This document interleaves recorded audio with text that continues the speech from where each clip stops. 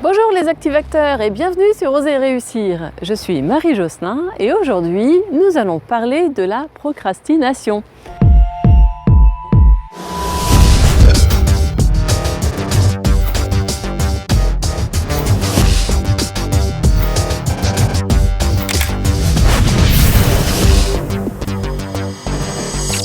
Tout le monde procrastine. Pourtant, la procrastination a mauvaise presse. Elle est souvent décriée. Elle peut être source de culpabilité et de souffrance. Alors je te propose deux vidéos. Dans cette première vidéo, nous allons voir pourquoi tout le monde procrastine. Quelles sont les formes de procrastination? Et est-ce qu'il faut forcément culpabiliser de procrastiner? Et demain, je publierai une deuxième vidéo sur les solutions pour éviter les écueils de la procrastination. Alors, pourquoi tu procrastines? La vie, c'est un peu comme un itinéraire. Tu as un point de départ et une ligne d'arrivée. Logiquement, tu sais que la route la plus raisonnable, c'est l'autoroute qui va directement de ton point A vers ton point B. Cette autoroute, c'est le chemin le plus rapide et sûr pour arriver à destination, mais elle est monotone et en fait, tu n'as pas vraiment envie de la prendre. Et contre toute logique, tu prends la première sortie pour explorer les petites routes communales et les sentiers que tu n'as encore jamais explorés. Pourquoi? En fait, ton cerveau est équipé d'un formidable GPS qui détecte deux critères, le plaisir et la douleur. Quand tu dois faire quelque chose, ton cerveau s'organise pour te faire éviter la douleur ou l'ennui. Il va te faire prendre ce qu'il estime être le meilleur itinéraire, celui que tu as envie de prendre. Et pour arriver à ses fins, il utilise tout un tas de stratagèmes pour te faire croire que la route la plus directe va être difficile, avec des alertes de danger, des risques d'éboulement, et que les chemins de traverse sont carrément plus sympathiques. Ceci pour illustrer que dans la vie, soit ce que tu dois faire est aussi ce que tu as envie de faire, donc cela te paraît agréable et en général ce n'est pas là que tu vas procrastiner, tu t'y mets sans problème. Soit ce que tu dois faire n'est pas ce que tu as envie de faire et cela te demande un effort. Et ça pour ton cerveau c'est quelque chose d'absolument horrible que tu dois à tout prix éviter.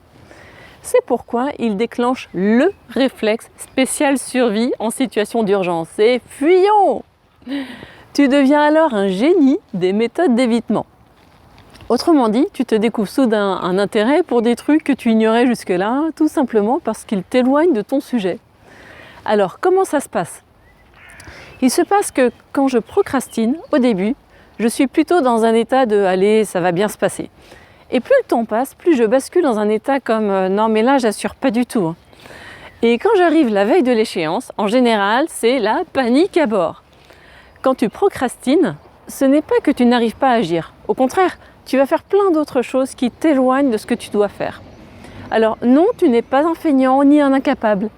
Tu procrastines parce que tu ressens un décalage entre ce que tu dois faire et ce que tu as envie de faire. Le pire, c'est que ce n'est pas que tu ne sais pas comment faire, parce que la plupart du temps, tu sais exactement ce que tu dois faire. C'est que tu as comme une force invisible qui t'empêche de le faire. Même les choses qui sont importantes pour toi, comme finir une thèse ou préparer une réunion, tu le sais mais tu n'arrives pas à t'y mettre. Tu culpabilises, tu ne te sens pas à la hauteur et plus tu procrastines, plus tu te sens incapable. Ce qui finit par te faire réagir en général, c'est le stress de la situation d'urgence. C'est au pied du mur que tu ne te donnes plus le choix.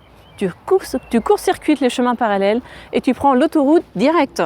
Et là, tu te donnes à fond pour affronter le monstre que tu as laissé de côté trop longtemps. Alors, pourquoi cette soudaine impulsion au pied du mur? À mon sens, l'action est fortement corrélée à la notion de stress. Au départ, l'échéance paraît atteignable, réaliste. Elle n'a pas de caractère d'urgence, donc tu ne ressens pas de stress. Mais ensuite, elle entre dans ta zone rouge de priorité. Par exemple, tu dois rendre ton dossier dans 2 jours et là tu comprends d'un seul coup que si tu ne mets pas un bon coup de collier, ta situation sera pire.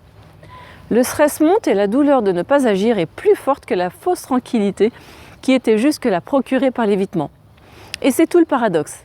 Le procrastineur ne fait pas ce qu'il doit faire pour éviter la douleur et il finit par le faire quand même pour éviter le pire du fait de son inaction.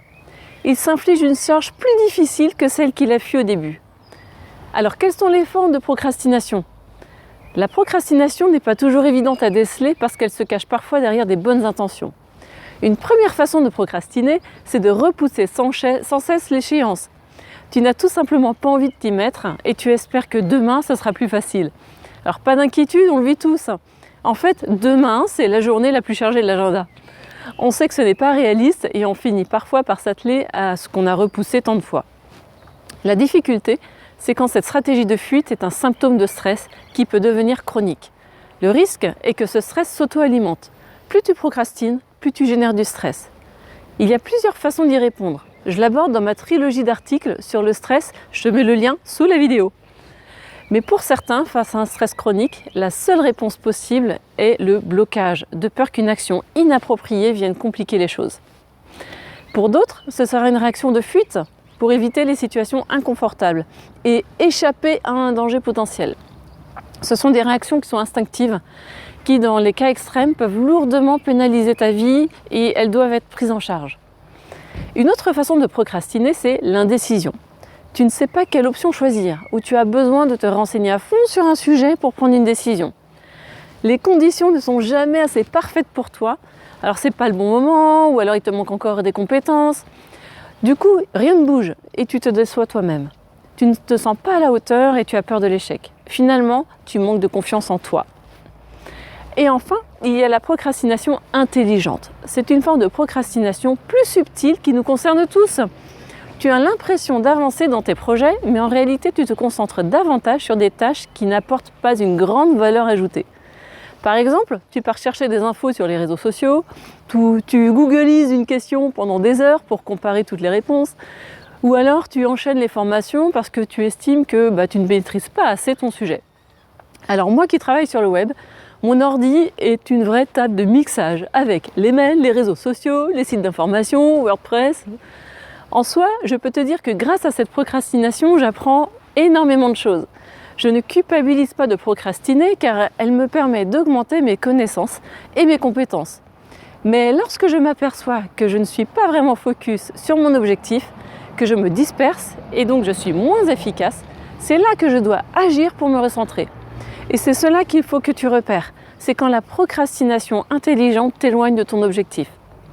Pour finir, je pense qu'il est urgent de se réconcilier avec la procrastination. Que ce soit une procrastination par l'inaction, par l'indécision ou par la procrastination intelligente, c'est un excellent indicateur pour exprimer comment tu vis la situation en pointant le décalage entre ce que tu dois faire et ce que tu veux faire.